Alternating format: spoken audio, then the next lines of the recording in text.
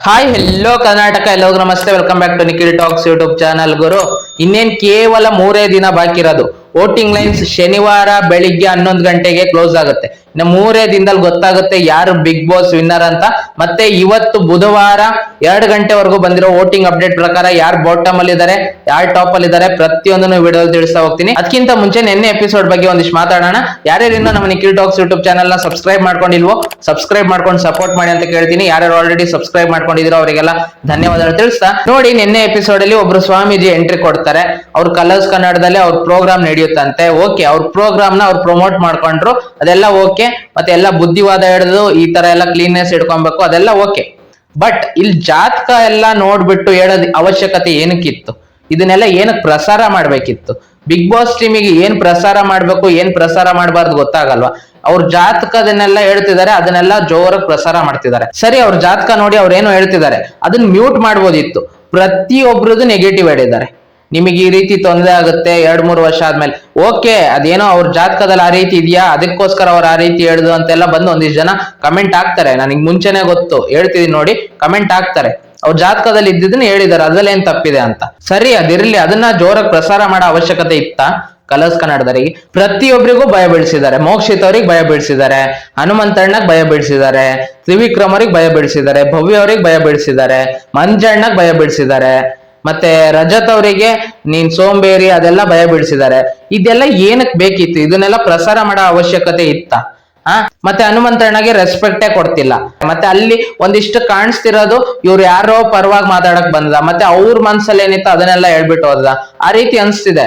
ಇದನ್ನೆಲ್ಲ ಪ್ರಸಾರ ಮಾಡೋ ಅವಶ್ಯಕತೆ ಇರಲಿಲ್ಲ ನನಗನ್ಸಿದ್ದು. ಇವಾಗ ಇಲ್ಲಿ ನೋಡಿ, ಕ್ಲೀನ್ಲಿನೆಸ್ ಬಗ್ಗೆ ಎಲ್ಲ ಮಾತಾಡ್ತಿದ್ವು, ಅದೆಲ್ಲ ಓಕೆ. ಮತ್ತೆ ತ್ರಿವಿಕ್ರಮ್ ಅವ್ರಿಗೆ ಧೈರ್ಯ ಹೇಳ್ತಿದ್ವು, ಇದೆಲ್ಲ ಓಕೆ. ಧೈರ್ಯ ಹೇಳ್ಬೇಕಿತ್ತು, ಅದನ್ನೆಲ್ಲ ಮಾಡಿದ್ದಾರೆ. ಬಟ್ ಅವ್ರ ಪರ್ಸನಲ್ ವಿಷಯದೆಲ್ಲ ಜಾತಕ ಎಲ್ಲ ತೆಗೆದುಬಿಟ್ಟು ನಿಮಗೆ 2-3 ವರ್ಷದಲ್ಲಿ ಈ ರೀತಿ ಆಗುತ್ತೆ, ಆ ರೀತಿ ಆಗುತ್ತೆ ಅಂತೆಲ್ಲ ಭಯ ಹುಟ್ಟಿಸೋ ಅವಶ್ಯಕತೆ ಇರಲಿಲ್ಲ. ಇದನ್ನೆಲ್ಲ ಪ್ರಸಾರ ಮಾಡೋ ಅವಶ್ಯಕತೆನೂ ಇರಲಿಲ್ಲ ಬಿಗ್ ಬಾಸ್ ಟೀಮಿಗೆ. ಅವ್ರು ಎಷ್ಟೊಂದನ್ನ ಏನೇನ್ ಕ್ಲಾರಿಟಿ ಕೊಡ್ಬೇಕು ಅದನ್ನೆಲ್ಲ ಪ್ರಸಾರ ಮಾಡಲ್ಲ ಈ ಬಿಗ್ ಬಾಸ್ ಟೀಮ್. ಇಂಥದನ್ನ ಪ್ರಸಾರ ಮಾಡ್ತಾರೆ. ಏನ್ ಹೇಳ್ಬೇಕು ಅರ್ಥನೇ ಆಗ್ತಿಲ್ಲ. ಈ ಸಲ ನಡೆಸ್ತಿರೋ ಬಿಗ್ ಬಾಸ್ ಟೀಮು ಯಾವ್ದಾವ್ದಕ್ಕೆ ಕ್ಲಾರಿಟಿ ಕೊಡ್ಬೇಕು, ಯಾವ್ದಾವ್ದನ್ನ ಪ್ರಸಾರ ಮಾಡ್ಬೇಕು ಅದನ್ನ ಪ್ರಸಾರ ಮಾಡ್ತಿಲ್ಲ. ಪರ್ಸನಲ್ ವಿಷಯನೆಲ್ಲ ಜಗತ್ತಿಗೆಲ್ಲ ತೋರಿಸ್ತಿದ್ದಾರೆ. ನನಗೆ ಯಾಕೋ ಇಷ್ಟ ಆಗ್ಲಿಲ್ಲ. ಬನ್ನಿ ಇವಾಗ ಇವತ್ತಿನ ವೋಟಿಂಗ್ ಅಪ್ಡೇಟ್ ಪ್ರಕಾರ ಯಾವ್ಯಾವ ರೀತಿ ಇದೆ, ಯಾರು ಟಾಪ್ ಅಲ್ಲಿ ಇದಾರೆ, ಯಾರು ಬಾಟಮ್ ಅಲ್ಲಿ ಇದಾರೆ, ಪ್ರತಿಯೊಂದು ನೋಡ್ತಾ ಹೋಗೋಣ. ಇವತ್ತು ಬುಧವಾರ ಮಧ್ಯಾಹ್ನ 2 ಗಂಟೆವರೆಗೂ ಬಂದಿರೋ ವೋಟಿಂಗ್ ಅಪ್ಡೇಟ್ ಪ್ರಕಾರ 6th ಪ್ಲೇಸ್ ಅಲ್ಲಿ ರಜತ್ ಅವರೇ ಕಂಟಿನ್ಯೂ ಆಗ್ತಿದ್ದಾರೆ. ನಿನ್ನೆ ಕೂಡ ಅವರೇ 6th ಪ್ಲೇಸ್ ಅಲ್ಲಿ ಇದ್ದಿದ್ದು, ಇವತ್ತು ಅವರೇ 6th ಪ್ಲೇಸ್ ಅಲ್ಲಿ ಇದ್ದಾರೆ. ನಿನ್ನೆ ಎಪಿಸೋಡ್ ಅಲ್ಲೂ ಕೂಡ ನೀವು ನೋಡಿರ್ತೀರಾ, ಮಂಜಣ್ಣನ ರೇಗಿಸ್ತಿರ್ತಾರೆ. ಅಂದ್ರೆ ಅವ್ರ ವ್ಯಕ್ತಿತ್ವ ಏನು ಅರ್ಥ ಆಗ್ತಿಲ್ಲ, ಬರೇ ಕಿಂಡಲ್ ಮಾಡೋದೇ ಆಗೋಗಿದೆ. ಬರೇ ಯಾವಾಗ್ಲೂ ಮಂಜಣ್ಣ ಬಗ್ಗೆ ಮಾತಾಡ್ತಾ ಅವ್ರನ್ನ ರೇಗಿಸ್ತಾ ಕುತ್ಕೊಂಡಿರ್ತಾರೆ. ಅದು ಎಷ್ಟೋ ಜನಕ್ಕೆ ಇಷ್ಟ ಆಗ್ತಿಲ್ಲ. 6th ಪ್ಲೇಸ್ ಅಲ್ಲಿ ರಜತ್ ಅವರೇ ಮುಂದುವರ್ತಿದ್ದಾರೆ. 5th ಪ್ಲೇಸ್ ಅಲ್ಲಿ ಭವ್ಯ ಗೌಡ ಅವರಿದ್ದಾರೆ. 4th ಪ್ಲೇಸ್ ಅಲ್ಲಿ ಮಂಜಣ್ಣ ಇದ್ದಾರೆ. 3rd ಮತ್ತೆ 2nd ಪ್ಲೇಸ್ ಅಲ್ಲಿ ಮತ್ತೆ ನೆಕ್ ಟು ನೆಕ್ ಫೈಟ್ ನಡೀತಿದೆ.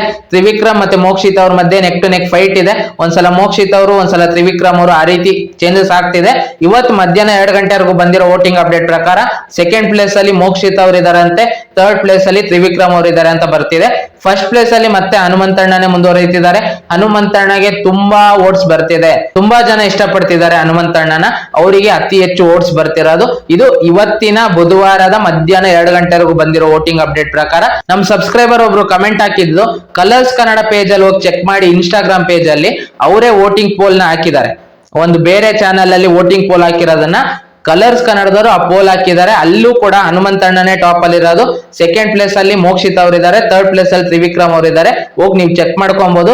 ಕಲರ್ಸ್ ಕನ್ನಡ ಇನ್ಸ್ಟಾಗ್ರಾಮ್ ಪೇಜ್ ಅಲ್ಲಿ ಹಾಕಿದ್ದಾರೆ, ನೀವೇ ಹೋಗಿ ಚೆಕ್ ಮಾಡ್ಕೊಳ್ಳಿ. ಮತ್ತೆ ನಿಮ್ಮ ಫೇವರೇಟ್ ಕಂಟೆಸ್ಟೆಂಟ್ ಯಾರು Bigg Boss Kannada season 11 winner ಆಗ್ಬೇಕು, ಯಾರು ರನ್ನರ್ ಆಗ್ಬೇಕು, ನೀವ್ ಯಾರ್ಯಾರಿಗೆ ಎಷ್ಟೆಷ್ಟು ವೋಟ್ಸ್ ಹಾಕಿದೀರಾ, ಒಬ್ರಿಗೆ ವೋಟ್ ಹಾಕಿದೀರಾ ಅಥವಾ 2-3 ವೋಟ್ ಹಾಕಿದೀರಾ, ಎಷ್ಟು ವೋಟ್ಸ್ ಹಾಕಿದೀರಾ, ಎಷ್ಟು ಅಕೌಂಟ್ ಐಡಿ ಕ್ರಿಯೇಟ್ ಮಾಡ್ಕೊಂಡು 99 ವೋಟ್ ಮಾಡಿದೀರಾ, ಪ್ರತಿಯೊಂದನ್ನು ಕಮೆಂಟ್ ಬಾಕ್ಸ್ ಅಲ್ಲಿ ತಿಳಿಸಿ. ಮತ್ತೆ ನೀವು ಎಲ್ಲಿಂದ ಕಮೆಂಟ್ ಮಾಡ್ತಿದ್ದೀರಾ, ನಿಮ್ಮ ಊರ್ ಯಾವುದು, ನಿಮ್ಮ ಜಿಲ್ಲೆ ಯಾವುದು ಅನ್ನೋದನ್ನು ಕಮೆಂಟ್ ಬಾಕ್ಸ್ ಅಲ್ಲಿ ತಿಳಿಸಿ ಅಂತ ಹೇಳ್ತಾ, ಈ ವಿಡಿಯೋ ಇಷ್ಟ ಆಗಿದ್ದರೆ ವಿಡಿಯೋಗೆ ಒಂದು ಲೈಕ್ ಮಾಡಿ, ಶೇರ್ ಮಾಡಿ, ಮತ್ತೆ ಸಬ್ಸ್ಕ್ರೈಬ್ ಮಾಡ್ಕೊಳ್ಳೋದನ್ನ ಮರಿಬೇಡಿ. ನಮ್ಮ ಚಾನಲ್ ನ ಸಬ್ಸ್ಕ್ರೈಬ್ ಮಾಡ್ಕೊಂಡು ಸಪೋರ್ಟ್ ಮಾಡಿ ಅಂತ ಕೇಳ್ತಾ ಈ ವಿಡಿಯೋ ಇಲ್ಲಿ ಮುಗಿಸ್ತಿದೀನಿ. ಮತ್ತೆ ಇನ್ನೊಂದು ವಿಡಿಯೋ ಒಂದಿಗೆ ಬರ್ತೀನಿ ಗುರು.